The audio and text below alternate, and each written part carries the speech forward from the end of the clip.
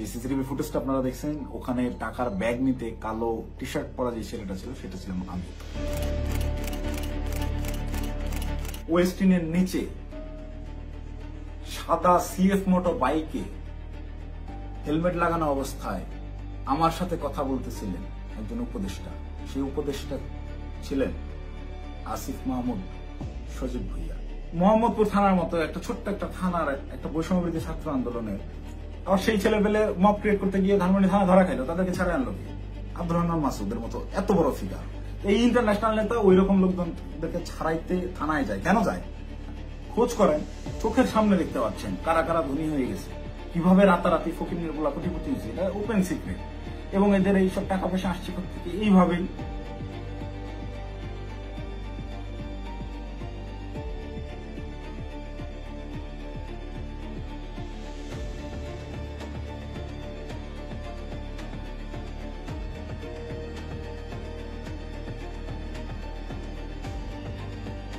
আসসালামু আলাইকুম, আমি জানে আলম অপু। সম্প্রতি গুলশানে বরিশালের এই যে নারী এমপির বাসায় চাঁদাবাজির যে ঘটনার ভিডিও ফুটেজ ভাইরাল হয়েছে, যে সিসিটিভি ফুটেজটা আপনারা দেখছেন, ওখানে টাকার ব্যাগ নিতে কালো টি শার্ট পরা যে ছেলেটা ছিল সেটা ছিলাম আমি। আপনারা এই একটি সিসিটিভি ফুটেজের মাধ্যমেই দেখেছেন যে বৈষম্যবিরোধী ছাত্র আন্দোলনের সমন্বয়করা চাঁদাবাজিতে জড়িত। আপনাদের যে সমন্বয়করা গত বছর আন্দোলনে আপনাদের কাছে মহানায়ক ছিল, তারা হয়ে গেল চাঁদাবাজ। কিন্তু আমার কিছু প্রশ্ন আছে। আপনারা কি জানেন যে এই যে টাকা নেওয়ার যে ফুটেজটা, এটা সকাল 9টা থেকে 10টার ভিতরকার সময়ের মধ্যে, তার ঠিক কয়েক ঘন্টা আগে ভোর 5টার সময় ওই জোনের ডিসি ওসি সবাইকে অবগত করে একদম অফিসিয়াল প্রসেসে আইনিভাবে আইন শৃঙ্খলা বাহিনী অর্থাৎ পুলিশ বাহিনীকে সাথে করে নিয়ে স্বামীর সেই বাসায় আমরা অভিযান চালাই। আপনারা কি জানেন সেই অভিযানে যাওয়ার আগে গুলশানেরই কোনো একটা জায়গায় আমার সাথে উপদেষ্টা আসিফ মাহমুদের কথা হয়? কই নিউজ মিডিয়ায় এত কিছু আসলো, এই 2 মিনিটের সিসিটিভি ফুটেজটাই কেন? আগের রাতের গোটা অভিযানের বিষয়টাকে একদম স্রেফ ধামাচাপা দেওয়া হলো কেন? ভোরবেলার সেই পুলিশ সাথে করে নিয়ে যে অভিযান চালানো হয়, 5টা থেকে 6টা পর্যন্ত টানা 1 ঘন্টা শাম্মী আহমেদের বাসায় অভিযান চলে, আইন শৃঙ্খলা বাহিনী সহ। গোটা বাসা তন্ন তন্ন করে খোঁজা হয়, কোথাও শাম্মীকে পাওয়া যায় না। কিন্তু বাসা অভিযান চলাকালীন সময়ে প্রত্যেকটা জায়গায় আমরা বুঝতে পারতেছিলাম এখানে শাম্মী ছিল।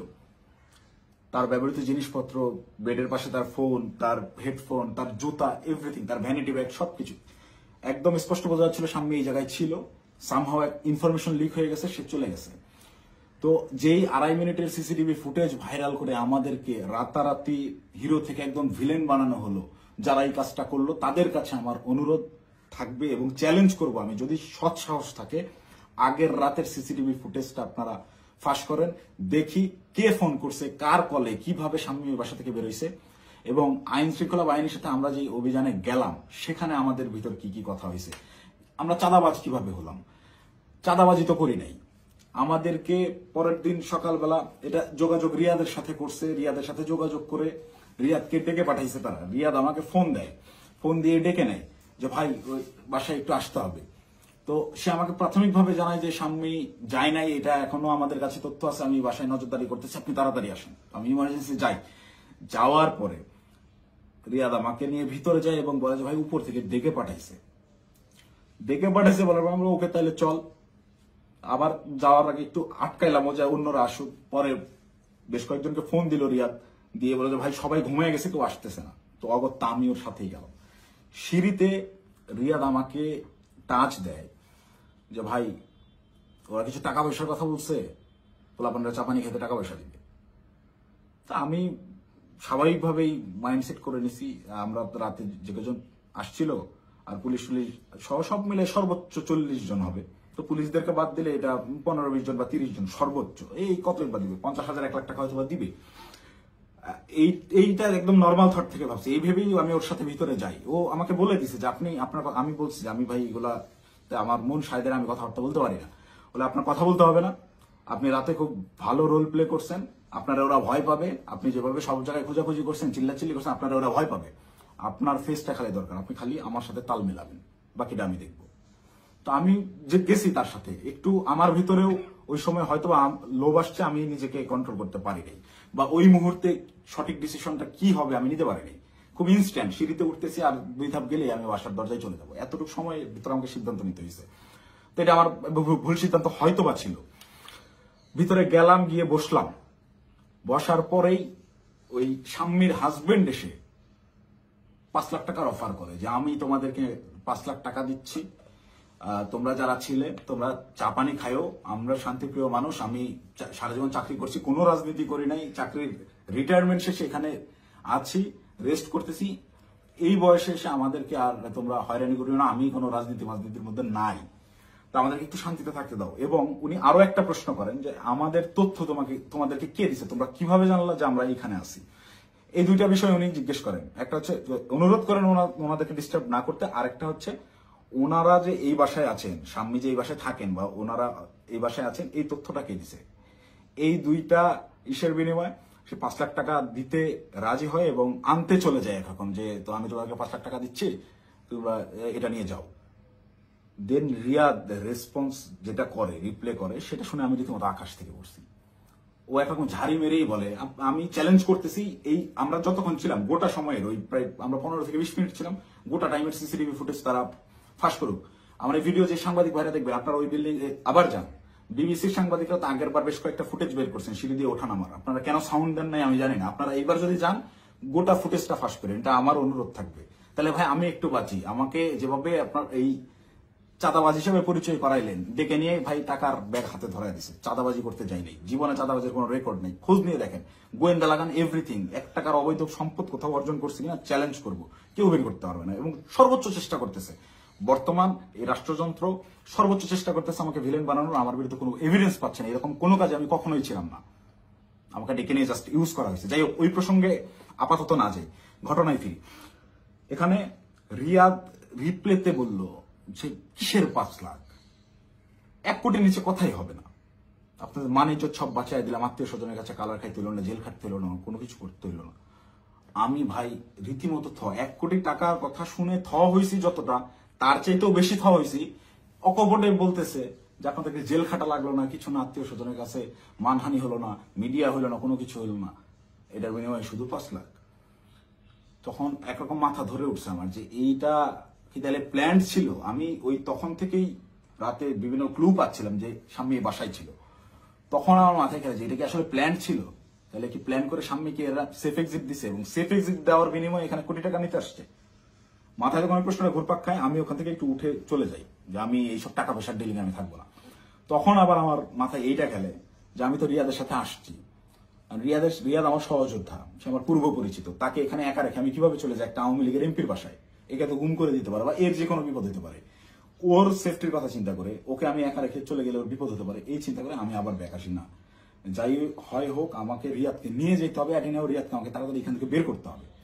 তো ওই ওদের কথা, ওরা বার্গেনিং চালাতেই আছে।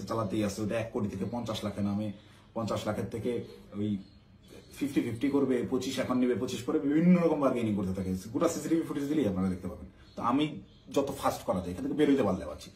তো আমি রিয়াদকে বারবার কানে কানে বলতেছি তুই এরকম পাগলামি করিস না, তুই থাম। রিয়াদ আমাকে বারবারই বলে আপনি চুপ থাকেন, দেখেন আমি কি করি, আপনি চুপ থাকেন, আমি দেখেন কি করি।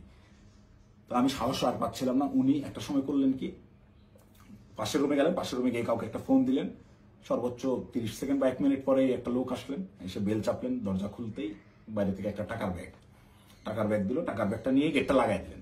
ওই টাকার ব্যাগটা সোজা এনে আমার পাশে উনি রাখলেন, আমার পাশে ছোট একটা টেবিল ছিল, রাখতেই এই পাশ থেকে রিয়াদ আমাকে বলতেছে আপনার তো কাঁধে ব্যাগ আছেই, তাহলে ওটা ব্যাগে ভরে ফেলেন। তো আমার ব্যাগের ভিতরে খাবার ছিল, আমি সারা রাত ধরে জেগেছিলাম, এখানে অভিযান চালাই বাসায় যাচ্ছিলাম, খাওয়া দাওয়া করিনি, সকালে খাওয়ার জন্য খাবার কিনছি, খাবারটাও খাইতে পারিনি। এই খাবারটা বের করে রেখে টাকাটা ব্যাগে বললাম ভরে, আমি রিয়াদকে বলতেছি চল উঠি। রিয়াদ তখন নতুন আবার কাহিনী শুরু করলো যে না, এই 10 লাখ টাকা নিয়ে যাওয়া যাবে না। সে তখন বিভিন্ন ইনে বিনে আরো টাকা দেন, আপনি টাকা লাগলে ম্যানেজ করেন, সে টাকা ছাড়া উঠবেই না। তাকে একরকম অনুরোধ করে আমি এই জায়গা থেকে তুললি যে ভাই তুই আর ঝামেলা বাড়াইস না, তুই চল, আর তুই যদি বেশি ঝামেলা করিস তাহলে আমি এই টাকার ব্যাগও ফেলাই আমি চলে যাই, তুই একা হ্যান্ডেল করবি। কারণ এখানে টাকা পয়সা এরকম তুই কোটি টাকা নিবি এটা আমাকে বললাম না। এটা যদিও আমি বাইরে এসে বলছি লাস্টের লাইনটা। রিয়াদও দেখি আমি যখন বলছি আমি চলে যাবো তোকে ফেলে, তখন রিয়াদ একটু ভয় পেয়েছে এবং রিয়াদ আমার পিছু পিছু চলে আসে। তো বাইরে আসার পরে রিয়াদ আমার সাথে একরকম প্রচন্ড রাগারাগি শুরু করে যে দেখেন আপনি কি পাগল নাকি, আপনার জন্য হইলো না, আপনি মাত্র 10 লাখ টাকা নিয়ে চলে আসলেন কেন। আমি ওরে উল্টা ঝাড়ি মারতেছি, বেটা তুই পাগল নাকি, একটা মানুষের বাসায় গিয়ে ওখানে ক্যামেরা আছে, এই আছে, সবকিছু আছে, একটা মানুষের বাসায় মানুষ কি কোটি টাকা ঘরে রাখে, তুই একজন মানুষের বাসায় গিয়ে আন্দাজে বলতেছিস আমাকে 1 কোটি টাকা দিতে হবে। লোক বলতেছে টাকা নাই, তুই বলছিস ম্যানেজ করে এনে দেন। এটা তো পাগলামি ছাড়া কিছুই না, তুই কি অন্ধ হয়ে গেছিস, তোর কি বিবেক বুদ্ধি নাই হয়ে গেছে টাকার লোভে। ভাই ভাই তো আমার 1 কোটির কথাই বলে দিছে। আমি মানে প্রশ্ন যে করব কোন ভাই, এটা প্রশ্ন করার আগে দেখি রিয়াদের চোখ মুখ শুকায় গেছে। মানে সেও আতঙ্কিত, তাকে 1 কোটির কথা বলে দেওয়া হয়েছে। এই 1 কোটি কেন আনা হইলো না, বা আমি যে বাধাগ্রস্ত করছি আমার জন্য সে 1 কোটি আনতে পারলো না, এটার জন্য সে আমার উপরে বিরক্ত এবং সে নিজেও নার্ভাস। রিয়াদের চোখে মুখেও দেখি চিন্তার ছাপ। পরে আমি বললাম কোন ভাই, কখন বললো তোরে, কার সাথে কথা বলছিস আমি যাওয়ার পরে। বলছে রাতে কোন ভাই আসছিল দেখেন নাই। তখন আমি 30 সেকেন্ডের মতো চুপ করে থাকি, ভাবতে থাকি। যখন রাতে কোন ভাই আসছিল এইটার সমীকরণটা আমার মাথায় মেলে এবং রিয়াদকে আমি বলি যে ভাইয়ের সাথে কথা বলে আসলাম তুই কি সেই ভাইয়ের কথা বলতেছিস। রিয়াদ বলে হ্যাঁ। কয় আপনি বুঝতেছেন না ওখানে ক্যামেরা আছে, সবকিছু আছে, সবকিছুর সামনে আমি 1 কোটি টাকার সাহস করতেছি, এটা কি এমনি। তখন আমার কাছে একটু হলেও বিশ্বাসযোগ্য মনে হচ্ছে না আসলে এইটুকু একটা ছেলে ও 1 কোটি টাকা চেয়ে ফেলছে, ক্যামেরা আছে এটা জেনে সহ ও জানে। কিন্তু এই বাসায় আমরা 3-4 ঘন্টা আগেও পুলিশ সহ অভিযান চালাই গেছি, বাসার কোথায় কি আছে সব জানা। ও খুব ভালো মতো জানে এখানে সিসিটিভি ক্যামেরা আছে, সব রেকর্ড হচ্ছে। তারপর ও বিন্দু পরিমাণ ভয় ছাড়া ও অকপটে 1 কোটি টাকা চেয়ে ফেলছে। তাহলে অবশ্যই ওর কথার কিছুটা হইলেও সত্যতা আছে, ওর পেছনে ওই রকম ব্যাকআপ আছে। তো আমি একরকম মন খারাপ করে চলে যাচ্ছি, আমার মাথায় কিছু কাজ করতেছে না। তো রিয়াদ আমাকে জোর করে টেনে রিক্সায় তুলে ওই টাকার ব্যাগ সহ ঢাকার বিভিন্ন জায়গায় ঘোরাঘুরি করতে গেছে। আমাকে বিভিন্নভাবে কনভিন্স করতে থাকে ভাই উনি তো বলছে। আমি নেমে আসার পরেও রিয়াদ গেটে ছিল, ওদের সাথে বার্গেনিং করে আসছে, 2 দিন সময় দিয়ে আসছে যে 2 দিন পর আমরা আবার আসবো, এটা বলে আসছে। তো আমাকে বলতেছে ভাই ওনাকে 2 দিন সময় দিয়ে আসছি, 2 দিন পরে কিন্তু আসতে হবে, আমাদেরকে টাকা তুলতে হবে। আমি ওর কথা বাড়াইলাম না, বললাম দেখা যাবে। আমি খালি চাচ্ছিলাম এখান থেকে আমি কাটতে পারলে পাচ্ছি, আমি কিসের মধ্যে পড়ে গেছি। এইভাবে রিয়াদ চলে গেল ওখান থেকে ওই ওর বাসার দিকে। খুব সম্ভবত এটা মধ্যপাটা বৈঠাখালী নামের একটা জায়গায় যাবে, সেই জন্য একটা সিএনজি নিল এবং আমাকে ছেড়ে দিল। আমি আমার মতো চলে গেলাম এবং যাওয়ার সময় আমি ওকে জিজ্ঞেস করলাম তুই টাকাগুলা কি করবি। ও বলছে ভাই পোলাপান যেগুলো আসছে পোলাপানদেরকে দিতে হবে, তারপর ওই বাকি টাকাও তুলতে হবে, সব টাকা একসাথে তুলে তারপরে তো এটা ভাগাভাগির হিসাব। আমরা টাকাই তো তুলতে পারলাম না, এটা তো যা দিচ্ছে এটা তো আজকের পোলাপানেরই খরচ, পোলাপানের চাপানি খাইতে দিচ্ছে। আমি একটু চিন্তায় পড়লাম, তারপর আমি বললাম তাহলে পোলাপানদের দিয়ে দিস। ও বলছে ওকে, বিকালবেলা ইনশাল্লাহ এটা ভাগাভাগি করব, আপনাকে ফোন দিয়ে জানাবো।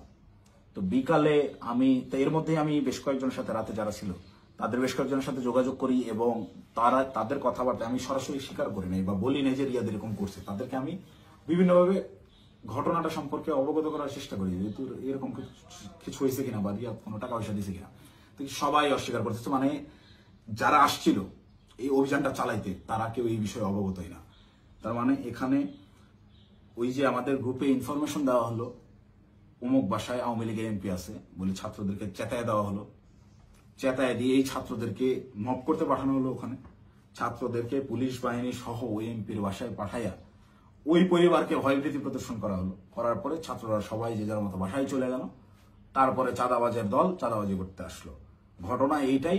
এখান থেকে মাঝখান থেকে সাধারণ ছাত্ররা ব্যবহৃত হইল। এই ব্যবহারের তালিকায় সেদিন আমিও পড়ছি, আমিও ব্যবহৃত হয়েছি এবং বিভিন্ন সময় বিভিন্ন ঘটনায় এরা এইভাবে বিভিন্নভাবে ছাত্রদেরকে ব্যবহার করে এইসব করে। তারপর বিকালবেলা রিয়াদ আমাকে ফোন দেয়, ফোন দিয়ে ডাকে হচ্ছে রামপুরায়। তো এমনিতেই আমি হাতিরঝিলে যেতাম, তারপরের দিন আমাদের বেসরকারি বিশ্ববিদ্যালয়ের প্রোগ্রাম হাতিরঝিলে, সেই প্রোগ্রামের বাস্তবায়ন কমিটিতে ছিলাম, ভেন্যু পরিদর্শনের জন্য যাওয়ার কথা। এমনিতেই যাইতাম, তো ওর কথা শুনে আমি একটু হাতিরঝিল থেকে আগায় গেলাম রামপুরার দিকে। তো ওর সাথে যখন যাই সে আমাকে বিভিন্নভাবে কনভিন্স করার চেষ্টা করে যে ভাই আপনি অপ্রস্তুত হয়ে পড়ছেন এটা বুঝছি, কিন্তু এটা এভাবেই হয়, এরকমই, আপনি বলার জন্য আপনি জানেন না। সে আমাকে ইনে বিনে বিভিন্নভাবে প্রলোভন দেওয়া শুরু করে যে আপনি এ যাবত আপনি কয় টাকার মালিক, আপনি কয় টাকা কামাইছেন। দেন আমি ওকে ডিরেক্ট বলি যে ভাই এই মাসে আমার সেমিস্টার ফাইনাল পরীক্ষা গেছে, আমি টিউশন ফি দিতে পারি না, জন্য পরীক্ষা দিতে পারিনি। আপনার জায়গায় যদি আমি থাকতাম, রিয়াদ সরাসরি আমাকে বলছে, আপনার ফেস যদি আমার থাকতো, আমি যদি আপনার কেন্দ্রীয় যে পদ, সেই পদ যদি আমার থাকতো, এতদিন আমি কমপক্ষে 20 কোটি টাকা কামাইতাম। রিয়াদ আমার মুখে বলছে আপনি একটা বলো। তো আমার এই কথাগুলো শুনে আরো বেশি খারাপ লাগতে লাগলো যে কি বলে, প্রচন্ড মন খারাপ। আমি ওকে বলি যা হয়েছে বাদ, আমরা হাতি জেলে যাই, প্রোগ্রামের কি অবস্থা দেখি। আমার মূল কনসার্ন আমার আবার সাংগঠনিক কাজে ফেরা। তো হাতি জেলের প্রোগ্রামের ওইটা পরিদর্শন করে ওই জায়গা থেকে সন্ধ্যা হয়ে গেছে। রিয়াদ আমাকে কন্টিনিউয়াসলি পুশিং করে যাচ্ছে। সে আমাকে নিয়ে মহাখালী যায়। মহাখালী ওখানে ইয়ামাহার শোরুম থেকে সে আমাকে একটা বাইক কিনে দেয়। এবং এটা সে প্রায় সময় এরকম হয়েছে যে রাত বেশি হয়ে গেছে, আমি বাসায় ফেরার জন্য সেফ কোনো কিছু যানবাহন পাচ্ছিলাম না। ম্যাক্সিমাম টাইম আমাকে ওই উবার ভাড়া করে যাইতে হইতো।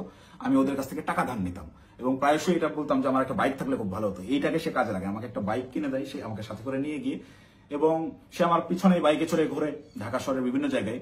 এবং পরবর্তীতে পরের দিন অনুষ্ঠানটা শেষ হয় কোনো মতে, 18 তারিখের প্রোগ্রামটা শেষ হওয়ার পরে সে রাত্রেবেলা আমাকে ফোন দেয় যে ভাই 2 দিন তো হয়ে গেল, আমাদেরকে ওই বাকি 40 লাখ টাকা আনতে যাইতে হবে। এটা তো 1 কোটি নেওয়া যাইতো, আপনি খালি পাকনামি করে 50 লাখ নামা দেন। তখন তো আমি অস্বীকার করি, না ভাই আমি এইসব কাজে আর যাবো না। দেন আমাকে ডিরেক্ট ব্ল্যাকমেল, আপনি ওই টাকা দিয়ে বাইক কিনছেন, আপনার ফুটেজ আছে তো, আপনি বাইক কিনছেন, শোরুমে ডকুমেন্টস আছে, আপনি তো এটার পার্ট, আপনি তো টাকা ভোগ করছেন, আপনাকে তো যাইতেই হবে। তখন আমার মাথা রীতিমতো কাজ করা বন্ধ করেছে যে আমি তো পুরো ট্র্যাপে ফেসে গেছি। আই হাই, এই বাইকটাই আমি কেন নিলাম, আমার ভোটার আইডি কার্ডটাই ওখানে আমি কেন দিলাম, আর এই হারামজাদার টাকা আমি গেলামই বা কেন? প্রচন্ড রকম আফসোস শুরু হলো আমার, আমি এই কিসের মধ্যে পড়লাম এরকম ভাবতে হবে। সারা রাত আমার ঘুম হয় নাই। আমার ফেসবুকে গেলে এখনো ওই দিন আমার দেওয়া যে স্ট্যাটাসটা, আমি প্রচন্ড মেন্টাল ট্রমায় আছি। তার আগের রাত সারা রাত ধরে গত বছর জুলাইয়ের সেই আন্দোলনের স্মৃতিগুলা, এই আমার ভাইদের রক্তাক্ত সেই দেহগুলা, এই গুলি চালানোর দৃশ্যগুলো সবকিছু আমার চোখের সামনে ভাসতে থাকে। আমার ভাই সারা রাত ঘুমায় নাই যে কি করলাম, কি হচ্ছে, কি এটা কি। মানে আমি পরের দিন সকালে এটা পোস্টও করছি যে আমি প্রচন্ড মেন্টাল ট্রমায় আছি। জুলাইয়ের ওই স্মৃতিগুলো আমার মাথা থেকে যাচ্ছে না, আমার চোখের সামনে ভাসতেছে, আমি ঘুমাইতে পারতেছি না, নিজেকে অসহায় লাগতেছে। এই ধরনের একটা পোস্ট করছিলাম এবং এটা তখন আমার বাস্তব ফিলিংস ছিল। আর উপরে এর আবার রিয়াদের ফোন আসেই, কখন বেরোবেন, কখন আসতেছেন, এই এরকম করতে করতে সন্ধ্যাবেলা আমি বাংলা মোটর অফিসে গেলাম। সেখানে একটা প্রেস ব্রিফিং করা হয় 18 তারিখের প্রোগ্রামে, বেশ কিছু প্রবলেম ছিল সেগুলো নিয়ে। প্রেস ব্রিফিং শেষে রিয়াদ আমাকে বলে উপরে ওয়াটারফল রেস্টুরেন্টে গিয়ে আপনি বসেন, আপনার সাথে কথা আছে। আমি ওয়াটারফল রেস্টুরেন্টে গিয়ে বসি। রিয়াদ সমস্ত ছেলেবেলেকে নিচে নিয়ে গিয়ে চা খাওয়াইয়ে পাঠিয়ে দিছে। পাঠিয়ে দিয়ে সে ওয়াটারফলে আসে এবং আমাকে বলে যে সোজা সাপটা এখন যাইতে হবে, গিয়ে টাকাটা নিয়ে আসতে হবে। আমাকে 2 দিন সময় দেওয়া হয়েছে, 2 দিন পার হয়ে গেছে, আর কোনোভাবে কালক্ষেপণ করা যাবে না, প্রচুর চাপ আসতেছে, আপনি চলেন। তো আমি একরকম চিপাই পড়ে গেছি। ওর কথা শুনে আমি ওই জায়গায় যে রেস্টুরেন্টে বসছি, ওইখান থেকে বের হওয়ার অপশন নাই। তো আমি বাধ্য হয়ে বললাম আচ্ছা চল দেখা যাক। তো এই দিন গিয়ে আমি সর্বোচ্চ চেষ্টা করছিলাম যে কিভাবে এটা এড়ানো যায়। আমি গেটের সামনেই হোন্ডা থামায় ভিতরে ঢুকে দারোয়ানের সাথে কথাবার্তা বলে ওদের উপরে গিয়ে 2টা বেল চেপে আমি খালি ওরা টানতেছি, যারা বাসায় নেই আয়, তুই দরজা খুলবে না, আয় আয়, এই বলে ওকে বের করে নিয়ে আসছি। নিয়ে আসার পরে আবার হোন্ডা টান দিয়ে চলে আসছি। তারপর থেকে ওই দিন থেকে আমি ওর সাথে যোগাযোগ করা বন্ধ করে দিছি। টানা 2 দিন ওর সাথে আর যোগাযোগ করি নাই। ও আমাকে মেসেজ দেয় বিভিন্ন ভাবে, আমি যে টাকা নিছি, আমাকে যে ট্র্যাপে ফালানো হচ্ছে, এইটা বারবার সে উল্লেখ করার চেষ্টা করে। আমাকে মেসেজ করে, ভাই টাকা নিয়ে হারায় গেলেন, খোঁজ নাই কেন? প্রত্যেকটা মেসেজে টাকা শব্দটা মেনশন করে, যেন পরবর্তীতে সেটা স্ক্রিনশট আমার বিরুদ্ধে ব্যবহার করতে পারে বা আমাকে বোঝায় যে তুমি যে টাকা নিচ্ছ এটা কিন্তু এভিডেন্স আছে। আমাকে ব্ল্যাকমেল করার চেষ্টা করে। তো আমি রিয়াদের মেসেজ রেসপন্স করা অফ করে দিলাম একটা সময়।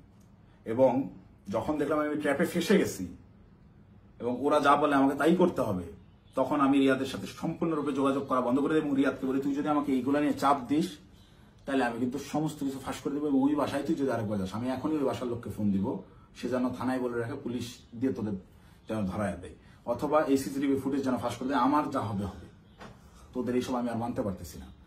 দেন রিয়াদও ভয় পেয়ে যায়, একরকম ও আমাকে থ্রেট মনে করা শুরু করে। ও দেখে রিয়াদ আর ভয় আমার সাথে যোগাযোগ করতেছে না। এবং সর্বশেষ যে ঘটনাটা ঘটে, রিয়াদ যেদিন ধরা খায় সেই দিন সে আমাকে না জানায় গেছে, সে আমাকে থ্রেট মনে করা শুরু করে। এবং এইটা সে তার উপর লেভেলের যে ভাইরা আছে, যে ভাইরা তাকে নিয়ন্ত্রণ করে, সেই ভাইদেরকে সে জানায় যে অপু এটা পজিটিভলি নেয় নাই, প্রচুর সমস্যা করতেছে। আর আসলে পজিটিভলি নেওয়ার মতো না, এই এক্সপিরিয়েন্স আমার লাইফে ফার্স্ট টাইম। তো রিয়াদ ওই দিন যে গেল আমাকে সম্পূর্ণরূপে না জানায়, এবং আমার কোনো আগ্রহ ছিল না, আমি ওইটাতে যাইও নাই, এবং আমি যাব না জন্যই, ওদের এই ট্র্যাপে আমি আর ইউজ হব না জন্য প্রচন্ড রাগে ক্ষোভে আমি একরকম ওই ফোন টোন সব অফ করে একটু সাইলেন্ট হয়ে যাই, যে আমাকে যেন না পায়। আমার ভালোই লাগতেছে না, আমার বিবেকের তাড়নায় আমার মন চাচ্ছিল আত্মহত্যা করি। মানে আমার কিছু করার নাই, ওরা ব্ল্যাকমেল করা শুরু করছে, আপনি হুন্ডা কিনছেন, এই করছেন সেই করছেন। রিয়াদ যেদিন অ্যারেস্ট হয়ে প্রথমে থানায় গিয়ে প্রথম স্টেটমেন্টই এটা দিছে যে এই জায়গায় চাঁদাবাজি জানে আলম অপু করছে, টাকা জানে আলম অপু নিচ্ছে, সেই টাকা দিয়ে সে বাইক কিনছে। মানে এইটা পূর্ব থেকেই ওকে শেখানো স্টেটমেন্ট। টাকা নিলি 10 লাখ, থানায় গিয়ে সাংবাদিকদের সামনে বলতেছে যে এরা 5 লাখ টাকা দিচ্ছে, 5 লাখ টাকায় জানা আলম অপু নিচ্ছে, নিয়ে 3 লাখ টাকা দিয়ে বাইক কিনছে, বাকি টাকা ওর ওয়াইফের চিকিৎসায় খরচ করছে।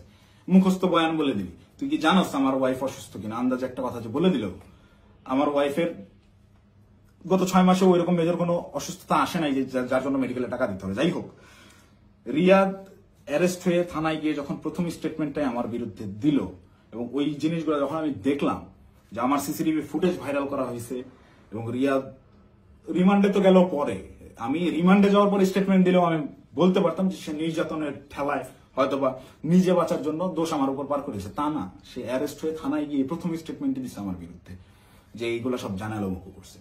এটা তার শেখানো বলে ছিল, তার উদ্দেশ্য ছিল আমাকে কর দেওয়া। এবং এখন পর্যন্ত রিয়াদের বিষয়টাকে ইচ্ছাকৃতভাবে মিডিয়া ট্রায়ালে রাখা হয়েছে, যতক্ষণ পর্যন্ত আমাকে না ধরতে পারবে, এই সমস্ত দোষ আমার উপরে না চাপাইতে পারবে, ততক্ষণ পর্যন্ত এরা থামাবে না। এরা আমি বাইরে থাকার থ্রেড মনে করতেছে। আমি আসতেছি, যে কোনো সময় আমি অ্যারেস্ট হয়ে যেতে পারি, আমাকে ওই হাসিনার মতো গুম করা হবে। হাসিনা যেভাবে নিয়ে আয়না ঘরে রাখতো মানুষজনদেরকে, কেউ জানতো না, বলতো সে নিজে একা একা হারায় গেছে। আমাকে বলতো যে সে চাঁদাবাজি করছে, করে এখন গা ঢাকা দিছে, কোথায় না কোথায় গিয়ে আছে। তো আমি জানি না আমার আসলে কি অপেক্ষা করতেছে, তবে আমি মহান আল্লাহ তাআলার কাছে শুকরিয়া জ্ঞাপন করতেছি। হয়তোবা জীবনে কোনো একটা ভালো কাজ করছিলাম, যার বিনিময়ে আল্লাহ তাআলা আমাকে ওই দিন ওই জায়গাটায় নেওয়া থেকে বিরত রাখছিলেন। আল্লাহ তাআলা হয়তোবা চান নাই যে আমি ওই পরিমাণ বেইজ্জতি হই, যার কারণে আমাকে নেয় নাই। আমি শুকরিয়া আদায় করি মহান আল্লাহ তাআলার কাছে, আমি চিরকৃতজ্ঞ।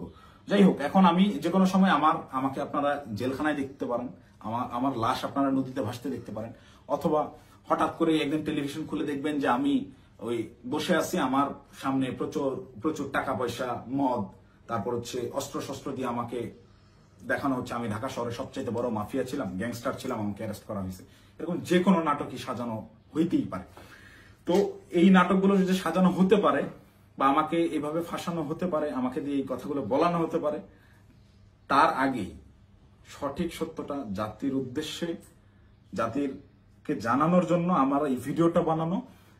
এখন আসি, অনেকেই এই ভিডিও দেখে বলবেন যে ভাই তুই এই 4-5 দিন ধরে চুপচাপ থেকে খুব সুন্দর স্ক্রিপ্ট লিখছিস। অনেকে, আমি যখন পোস্ট করছিলাম যে আমি গোটা বিষয়টা ক্ল্যারিফিকেশন একটা ভিডিও দিব, অনেকেই কমেন্ট করছে যে হ্যাঁ ভাই সময় নেন, সমস্যা নাই, ভালো করে স্ক্রিপ্ট লেখেন তারপর আইসেন। তো এইখানেও যারা বলবেন যে স্ক্রিপ্ট করা হয়েছে, তাদেরকে আমি বলবো ওই 17 জুলাই 16 জুলাই পার হয়ে 12টার পরে, যখন 17 জুলাই পরে, ওই 17 জুলাই ভোর 4:15 থেকে 30 এই 15 মিনিট সময়, কিংবা 4:10 থেকে 4:30 এই 20 মিনিট, বা আমি যদি আরো 10 মিনিট বাড়াই, 4:10 থেকে 4:40 পর্যন্ত 30 মিনিট আমি বললাম, এই 30 মিনিটের ওই যে গুলশান 2 মোড় পার হয়ে যেই 5 স্টার হোটেলটা, ওয়েস্টিন ইন্টারন্যাশনাল যে হোটেলটা, এই ওয়েস্টিনের নিচে সাদা সিএফ মোটো বাইকে হেলমেট লাগানো অবস্থায় আমার সাথে কথা বলতেছিলেন একজন উপদেষ্টা। সেই উপদেষ্টা ছিলেন আসিফ মাহমুদ সজীব ভুইয়া। আপনাদেরকে চ্যালেঞ্জ করব, আমাকে ভুল প্রমাণ করার আগে আপনারা ওই সিসিটিভি ফুটেজ জাতির সামনে আনবেন, এনে দেখাবেন যে ওই সময় আসলে এরকম কোনো কিছু ঘটে নাই। আমার সাথে আসিফ মাহমুদ সজীব ভুইয়ার কোনো কথাবার্তা হয় নাই, সে ওখানে আসে নাই। একজন উপদেষ্টা ভোর 4টার সময় বাইকে চড়ে হেলমেটে মুখ ঢেকে গুলশানের মতো অভিজাত এলাকায় কি কাজে আসে, এটা আমার জানার কথা না। আমি তো মামুলি পার্সন, তারা তো হাই লেভেলের পার্সন। আর আমার সাথেই কেন কথা বলতে হয় বা কি বা কথা হয়। এবং ওই যে রিয়াদ বললো রাতে যেই ভাই আসছিল, এবার সমীকরণটা আপনারাই মিলাম যে রাতে কোন ভাই আসছিল, কোন ভাইয়ের সাথে আমার কথা হয়েছে এবং কোন ভাইয়ের কথা রিয়াদ ইন্ডিকেট করছে। শুধু ওই ভাই না, আরো যেসব ভাই আছে সব ভাইরাই এটাতে জড়িত এবং এটা ওপেন সিক্রেট। এই সকল ভাইরা, এই যে আমাদের আসিফ মাহমুদ সজীব ভুইয়া ভাই সেদিন যে সিএফ মোটো বাইকটা নিয়ে আসছে, এই রাত্রেবেলা বাইক রাইডিং করতে সে গুলশানে আসছে, ওই ওয়েস্টিনে 5 স্টার হোটেলে ছাড়া সে বসে না কোথাও। সে ওই গত বছর জুলাইতেও 50,000 60,000 টাকা দামের সেকেন্ড হ্যান্ড একটা স্কুটি চালাইতো, এখন সে সিএফ মোটো চালায়। যাই হোক, এটা চোখের সামনে আপনাদের কে কি করছে, আঙ্গুল ফুলে কলা গাছ কিভাবে হয়েছে, যে সকল ছেলেপেলেরা ওই হলে থাকতে পারতো না ছাত্রলীগের যন্ত্রণায়, বাইরে বাসা ভাড়া নিয়ে থাকবে, বাসা ভাড়ার টাকা থাকতো না, বিভিন্ন রাজনৈতিক নেতাদের কাছ থেকে টাকা ধান নিয়ে থাকতে হইতো, ডোনেশনে যাদের ম্যাচ ভাড়া চলছে তারা এখন ডুপ্লেক্স বাড়িতে থাকে, নিজস্ব গাড়িতে চলাফেরা করে। এটা গোটা জাতি জানে। আমি আসলে এমনিতেই তো আমাকে যথেষ্ট পরিমাণ ট্র্যাপে ফেলানোর চেষ্টা করতেছে, তো আমার মনে হয় যে এই বিষয়গুলো ক্লিয়ার না করে গেলে আমাকে দিয়ে ওরা যে কোনো স্টেটমেন্ট দেওয়া হতো। একটা ছোট্ট ক্লু দিই, রিয়াদের সাথে অ্যারেস্ট হওয়া যেই 4টা ছেলে, এই 4টা ছেলে এই ঘটনার কোনো কিছুই জানে না। এই 4টা ছেলেকে রিয়াদ একইভাবে আমাকে যেরকম বলছে ওই সাময়িকা পাওয়া গেছে আপনি আসেন এই বলে নিয়ে যে ব্যবহার করছে, ওই আমাকে খালি বলছে যে আপনি রাতে অনেক ভালো ভূমিকা রাখছেন, আপনার ফেসটাই আনাফ, আপনারা দেখলেই ভয় পাবে ওরা। ঠিক তেমনি ভাবে এই কয়েকটা ছেলে পেলে নিয়ে গেছে যে তোদের কিছু করতে হবে না, তোরা খালি চুপচাপ দাঁড়ায় থাকবি, যা করার আমি করবো। এইরকম কোন একটা প্রলোভন দিয়ে এই ছেলেগুলোকে নিয়ে গিয়ে ফাঁসাইছে। ফাঁসানোর পরে এরা রিমান্ডে গেল। এরা কি হত্যা করছে ভাই? 10 দিনের রিমান্ড কেন লাগবে? 10 দিনের রিমান্ড এই কারণেই চাওয়া হয়েছে বা 7 দিনের রিমান্ড এই কারণেই দেওয়া হয়েছে যে ঠিক ততক্ষণ পর্যন্ত এদেরকে জিজ্ঞাসাবাদ করা হবে যতক্ষণ পর্যন্ত এরা তাদের দেওয়া স্ক্রিপ্টেড দেওয়া বক্তব্য নিজেরা প্রকাশ না করতেছে। ভাই এই একটা চাঁদাবাজি সিসিটিভি ফুটেজ সব আছে, এটা তদন্ত করতে 7 দিনের রিমান্ড লাগে না, এটা বুঝতে রকেট সায়েন্স লাগে না। এখন ওই ছেলেগুলা যারা চাঁদাবাজিতে মানে গোটা ঘটনার সাথে কোনোভাবেই কানেক্টেড না, এই ছেলেগুলা আমি নিউজ দেখলাম প্রাথমিকভাবে স্বীকার করে নিচ্ছে চাঁদাবাজিতে জড়িত থাকার কথা। তারা জড়িত না থেকেও জড়িত থাকার কথা স্বীকার করে নিচ্ছে। মানে এদের উপরে কি পরিমাণ চাপ আসছে হিসাব করে দেখেন, আপনারা ভেবে দেখেন। তো আমার মাথায় এইটাই ঘুরতেছে যে আমাকে ধরার পরে আমাকে কি পরিমাণ চাপ প্রয়োগ করবে, আমাকে কি না কি বলাবে। তো এইসব কি না কি বলে ওদের ওইসব প্যাচের মধ্যে আমি আর নাই।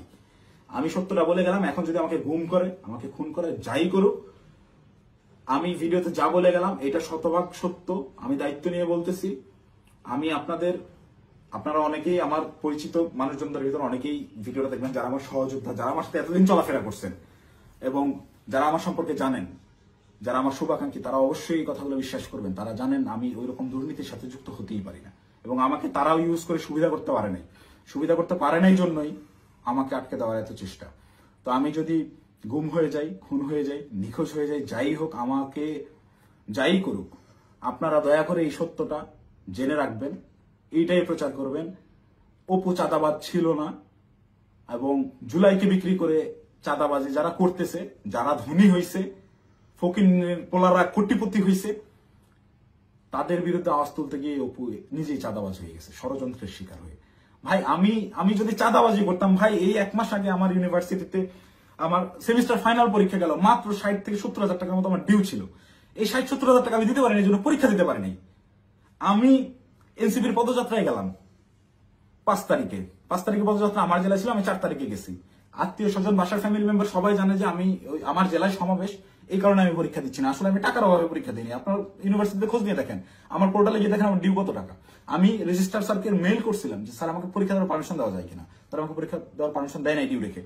আমি এনসিপির সমাবেশে যাই 4 তারিখ, আমার বউয়ের কাছ থেকে 4,000 টাকা ধার নিয়ে যাই এবং ওই টাকা শেষ হওয়ার পরে আরেক ফ্রেন্ডের কাছ থেকে 2,000 টাকা ধার আনি। এভাবে ধার দেনা করে চলা লোক আমি যদি চাঁদাবাজি করতাম, ওদের মতো কোটি কোটি টাকার মালিকই হইতাম, ওদের সাথে লিয়াজো করে এইসব করতাম, আমাকে এত কষ্ট দিন যাপন করতে হইতো না। তো আমাকে চাঁদাবাজের যে নাটক করে আমাকে চাঁদাবাজ বানায় ভিলেন বানানো হইলো, এদের জন্য, এদের সাথে থেকে জুলাই এইরকম সংগ্রাম করছি, মানে আমার মাথায় খেলে না। আমি জুলাইতে, আপনারা যারা আমাকে আগে থেকে চেনেন তারা দেখছেন কিভাবে আমি একদম মুমূর্ষু অবস্থায় হাসপাতালে 13 দিন 14 দিন পড়েছিলাম। 30% 40% রিকভার করছি। অর্ধেক অসুস্থ অবস্থায় হাসপাতালের বেড থেকে চিকিৎসাধীন অবস্থায় আমি উঠে গিয়ে আবার আন্দোলনে যোগ দিয়েছি। আমার মন মানতেছিল না, আমার বিবেক কোনোভাবেই থামতেছিল না, আমার মস্তিষ্ক মাঠেই পড়েছিল না, আমার ভাইদেরকে হত্যা করতেছে, এটা আমি মানতে পারবো না। তো একইভাবে এই চাঁদাবাজের ঘটনায় যেভাবে আমি ফেসে গেলাম, আমার মাথায় এইটাই ঘুরছে, না এটাতে আর সায় দেওয়া যায় না, এটা আমি সায় দিতে পারবো না।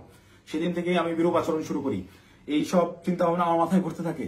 আমি ওই জুলাইয়ে যেই সংগ্রাম আপনাদের জন্য করছিলাম সেই সংগ্রাম সবসময় জারি রাখবো। আমি কখনো চাঁদাবাজি করি নাই ভাই, ওইটা আমার রক্তে নাই। আমার মায়ের ফোন গত 8 দিন ধরে আমি ধরার সাহস করি না। আমার মামাকে কন্টিনিউয়াসলি ফোন দিয়ে যাচ্ছে। আমার আম্মা আমাকে ওই শিক্ষা দেয় না, আমার বাবা আমাকে ওই শিক্ষা দেয় না। আমি মার ফোন ধরে যে হ্যালো বলবো, এই হ্যালো বলার সাহস আমি করতে পারিনি এখন পর্যন্ত। আম্মুকে আমি হ্যালো বলার পরে উত্তরটা কি দিব? আমাকে আপনারা চাঁদাবাজ বানায় দিলেন ভাই। আমার মাথায় গেল। আমার ওয়াইফ আমাকে ফোন দিয়ে বলতেছে যে আমার হাজবেন্ড চাঁদাবাজি করে, এটা আমাকে দেখতে হইলো। এটা দেখার আগে আমি আত্মহত্যা কেন করলাম না? আমার মৃত্যু কেন হলো না? তুমি দয়া করে এই মুখটা আমাকে আর দেখাইবা। আমি আমার ওয়াইফের ফোন এখন পর্যন্ত আর ধরার সাহস করি না। ওই যে ফোনটা কাটছি, মানে আমার জীবনটাকে এইভাবে কি যেই লোকজন আমাকে নিয়ে গর্ব করতো, আমার যেসব আত্মীয় স্বজন ভাই ব্রাদার যারাই ছিল, যারা গর্ব করতো আমাকে দিয়ে, তারা দেখে আমাকে নিয়ে উল্টাপাল্টা লিখতেছে ফেসবুকে। যে সকল লোকজন বিভিন্ন রকম কাগজপত্র, অমুকের মামা, তমুকের খালা, অমুকের বউ, এরে ট্রান্সফার, ওরে প্রমোশন, আমার বাসায় ভাই কমপক্ষে 100 জন বিশেষ ক্যাডারের সিভি বইরা আছে, যারা আমার পিছে পিছে ঘুরছে, এই কাজ করে দেবো, ওই কাজ করে দেবো। এইসব লোকজন কোটি কোটি টাকার অফার, এগুলো কাজ আমি করি নাই জীবনে, করে সচিবালয় গিয়ে তদবির করি নাই। এদের কোনো প্রবলেম না। আমার এগুলো আমি বলে রেখে যান, দেখা যাবে হোয়াটসঅ্যাপে মেসেজ ভাই দেখতেছি, পরের দিন থেকে আমি ইগনোর করি রীতিমতো। আমাকে কোনো প্রলোভনে এরা কেউই ফেলতে পারেনি। কিন্তু আপনাকে মানে চাঁদাবাজ আপনাকে বানাবে কেন? চাঁদাবাজ বানাবে কেন? এই যে আমাকে ঘটনাটাই সিস্টেমেটিক্যালি রিয়াদ আমাকে ইনভলভ করে ফেললো। রিয়াদ তো আর জানতো না যে আমি এইভাবে রিয়াক্ট করে ফেলবো। রিয়াদ এটা কন্টিনিউয়াসলি করে। রিয়াদের বিরুদ্ধে প্রচুর অভিযোগ। ওর পেছনে শুধু ওর ওই মাঝরাতের ওই ভাই না, আরো অনেক ভাই জড়িত। ওকে অনেক ভাই শেল্টার দেয়। সেসব ভাইদের সাথে রিয়াদের কত ঘনিষ্ঠ সম্পর্ক, তার ছবি আপনারা দেখছেন। একটা কোলে নিয়ে ছবি তুলে, একটা ঘাড়ে নিয়ে ছবি তুলে। এটা এমনি এমনি না। আমি একজনকে চিনি না, তাকে আমি ঘাড়ে হাত দিয়ে ছবি তুলবো না, নর্মালি পাশে দাঁড়ায় ছবি তুলবো।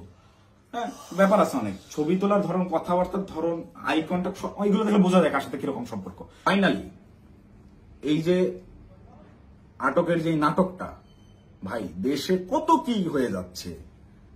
এই সামান্য 10 লাখ টাকার জন্য এত বড় নাটক, এই 4 দিন 5 দিন ধরে মিডিয়ায় এই আর এই, এটা এমনি এমনি না ভাই। এখানে পেছনে রাঘব বোয়ালদেরকে ঢাকার জন্য এই চুনোপুটিদেরকে বলির পাঠা বানানো হয়েছে। এদেরকে আমি হলপ করে বলতে পারি, আমি যতদিন অ্যারেস্ট না হচ্ছি, এই ঘটনায় আমার উপর দোষ চাপানো না হবে, ততক্ষণ পর্যন্ত মিডিয়ার ট্রায়াল থামবে না। যদি আমি এই ভিডিওটা না দিতাম, আমাকে ধরে নিয়ে ভিলেন হিসাবে বানাই দিয়ে গোটা ঘটনা ধামাচাপা দিয়ে দিত। বাট সামহাউ আল্লাহ চাইছেন আমি ওই দিন ওখানে যাই নাই। এবং আমি না যাওয়ার কারণটাও এই সত্যটা জেনে যাওয়া। আমি যখন এই সত্যটা জানছি, তখন থেকেই আমার বিবেকের তাড়নায় আমি একরকম আমার মাথা পাগল হয়ে গেছিল। একবার আমার আত্মহত্যার সিদ্ধান্ত নিচ্ছিলাম, একবার কি করবো ভেবে পাচ্ছিলাম যে আমি কোথায় এসে পড়লাম। এখন এরা আমাদেরকে দিয়ে, এরা আমাদের ছাত্রদেরকে ইউজ করে এইভাবে মব ক্রিয়েট করে চাঁদাবাজি করতেছে। আরে ভাই, এই ছাত্রদের রক্তের উপরে দ্বারা এরা উপদেষ্টা হয়েছে। মানে নর্মাল থিঙ্কিং করেন। আপনি যখন এটা ভাববেন, আপনি ওই দিনগুলো যখন স্মরণ করবেন, আপনার চোখের সামনে একজন গুলি গেছে, রাস্তায় রক্ত পড়ে আছে, রক্তটা আপনার চোখের সামনে ভাসতেছে। এই রক্তের উপর দাঁড়ায় থাকা একজন লোক যখন এই রক্ত যারা ঝরাইছে সেই সকল ছাত্রদেরকেই আবারও ইউজ করে স্বার্থ হাসিল করতেছে। আমি তো মিথ্যা কথা বলতেছি না। খোঁজ করেন, চোখের সামনে দেখতে পাচ্ছেন কারা কারা ধনী হয়ে গেছে, কিভাবে রাতারাতি ফকির নির্বলা কোটিপতি হয়েছে। এটা ওপেন সিক্রেট। এবং এদের এইসব টাকা পয়সা আসছে থেকে এইভাবেই প্রত্যেকটা গ্রুপ। এই যে মোহাম্মদপুর থানায় আহ্বায়কে গ্রেফতার হইল, মোহাম্মদপুর থানার মতো একটা ছোট্ট একটা থানার একটা বৈষম্যবিরোধী ছাত্র আন্দোলনের আহ্বায়ক, যে ভোলা থেকে উঠে আসছে একটা ছেলে, সবাই মাত্র পলিটেকনিক পাশ করে আসছে, অনার্সে ভর্তি হয়েছে, বিএসসি করতে ভর্তি হয়েছে। এই ছেলে ঢাকা ইউনিভার্সিটিতে পড়ুয়া স্টুডেন্টের কাছে 1 কোটি টাকা চাঁদা চাচ্ছে। আবার সেই ছেলে পেলে মব ক্রিয়েট করতে গিয়ে ধানমন্ডি থানা ধরা খাইলো, তাদেরকে ছাড়া আনলো গিয়ে আব্দুল হান্নান মাসুদের মতো এত বড় ফিগার। আব্দুল হান্নান মাসুদ তো এখন ইন্টারন্যাশনাল নেতা হয়ে গেছে। সে একটা সেদিন একটু ইসে দেখলাম, সে বলছে আমাকে দেশের সবাই চিনে, ইন্টারন্যাশনাল নেতারাও চিনে, সে ইন্টারন্যাশনাল নেতা হয়ে গেছে। এই ইন্টারন্যাশনাল নেতা ওই রকম লোকজনদেরকে ছাড়াইতে থানায় যায়। কেন যায়? ওই রাব্বি নাম ছিল ছেলেটার, মোহাম্মদপুরের রাব্বি, ওই রাব্বি যদি কট খায় ওই জায়গায়, আব্দুল হান্নান মাসুদের নামটা ফ্ল্যাশ হয়ে যায়। আব্দুল হান্নান মাসুদকে, ওই রাব্বিকে সেভ করতেই হবে, কিচ্ছু করার নাই। সে মিডিয়ার সামনে ওই জায়গায় তোপের মুখে পড়ছে হান্নান মাসুদ, তাও রাব্বিকে ছেড়ে আসে নাই। পুলিশের সাথে নেগোসিয়েশন করে নিয়েই আসছে রাব্বিকে তারা ছাড়বে না। কিন্তু এই ঘটনাটাই আমি তো ধরা ছোঁয়ার বাইরে ছিলাম। রিয়াদকে তারা সেট দিলেও আমি তো বাইরে ছিলাম, যে কোনো মুহূর্তে ফাঁস করতে পারি। এই ভয়ের জায়গা থেকে রিয়াদকেও আর বাঁচায় নাই যে দুইটাকেই আটকাতে হবে। আমাকে ধরার জন্য সর্বোচ্চ চেষ্টা করতেছে। আমি কতক্ষণ বাইরে থাকবো, কতক্ষণ টিকে থাকবো আমি জানি না। যে কোনো সময় আমার যে কোনো কিছু হয়ে যেতে পারে। তো আমি গোটা জাতির কাছে সত্যটা বলে গেলাম, এবং সেই দিন সিদ্ধান্তহীনতায় হোক কিংবা লোভের বশবর্তী হয়ে হোক, আমি যে ভুল কাজটা করে ফেলছি, রিয়াদের প্ররোচনায় করে ওই জায়গায় বাসায় ওনাদের দেওয়া ওই টাকাটা হাতে নিয়েছি, এইটার জন্য আমি গোটা দেশবাসীর কাছে ক্ষমা প্রার্থী, এবং আমি আমার দোষ স্বীকার করে নিচ্ছি। এবং আমি প্রচলিত আইন অনুযায়ী, যেহেতু আমার নামে মামলা হয়েছে, আমি বিচার ফেস করতে রাজি আছি।